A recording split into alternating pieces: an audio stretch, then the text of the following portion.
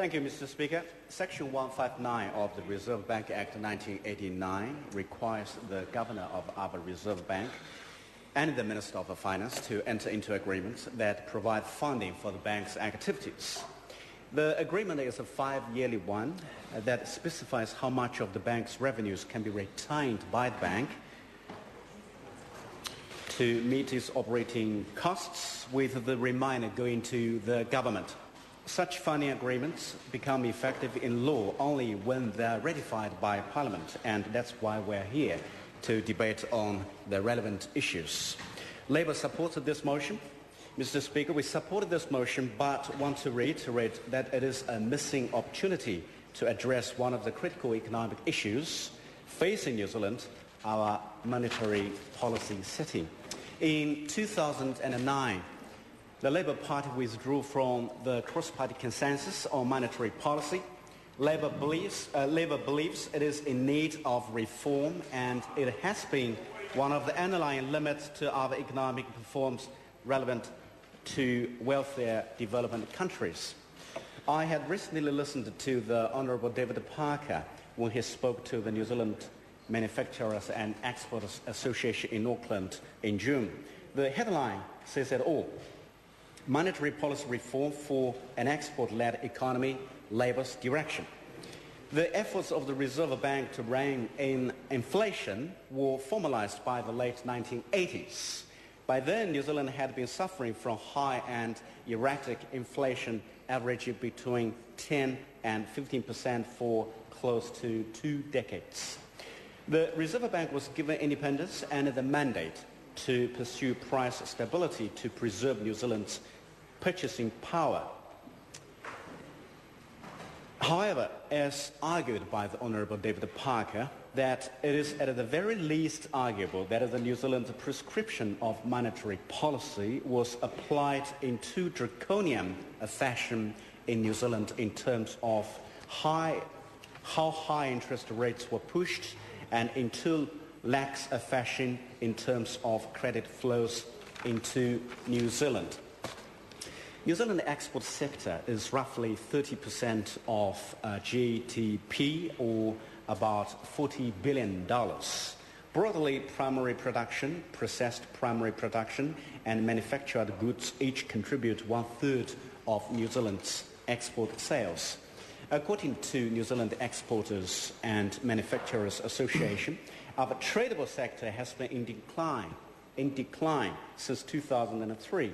New Zealand has slipped actually in the rankings of the OECD from the 5th in 1950 to 23rd in 2007, and well into the lower middle bracket of global income per capita. Much of the decline of the tradable sector can be attributed to currency instability and uncertain returns in the medium terms for efforts in export markets. It is worth noting that a 1% change in our terms of trade can have an impact of around $400 million and have witnessed changes of over 30% in a month. Furthermore, if our economy fails to develop and instead produces ever simpler products, we will not develop skills in our labour force, and we will see local wealth polarization. We will all be part of an ever poor New Zealand and witness a widening gap between what the world has to offer and what New Zealand can afford in health, infrastructure and general consumption. I agree to what the New Zealand Manufacturers and Exporters Association said, that New Zealand is too small an economy to amortize the R&D costs associated with added value products on sales to our domestic market. To recover the costs of added value development, New Zealand must sell to the world. Only successful export and trade can increase wealth and improving our living standards. As a member of the Finance and Expenditure Select Committee, I had the privilege of participating in the parliamentary banking inquiry initiated by Labour, the Progressive and the Greens. The submission by the New Zealand manufacturer and exporters is worth noting, and I quote, "The must trade imperative must be at the forefront of our policy design if greater investment and consequently higher growth and productivity in the export sector and ultimately our entire economy is to be anticipated." End quote. The inquiry found that our commercial banks, largely owned by Australians, did not pass on the full effect of reductions in the official cash rate to their customers. Statistical evidence produced to the inquiry showed that while most interest rates have fallen since the global financial crisis began, major banks had not passed on the full impact of OCR cuts into short-term interest rates charged to customers. As the Honourable David Cunliffe, who chaired the inquiry, said that the government failed in its responsibilities to hard-working Kiwi families and taxpayers by refusing to even take part in a bipartisan inquiry. The inquiry recommended more policy work to explore reforms to better align bank supervision, monetary and taxation policies. It is appropriate for me to emphasize what the Progressive Party leader, the Honourable Jim Anderson, said during the inquiry, that party politics should be put aside in search of monetary policy which supports people who produce tradable goods rather than those who speculate on property and take the profits offshore. Well, the Reserve Bank cut the OCR from its high in mid-2008 of 8.25% to only 2.5%. Banks kept a 1% margin in interest rates for themselves.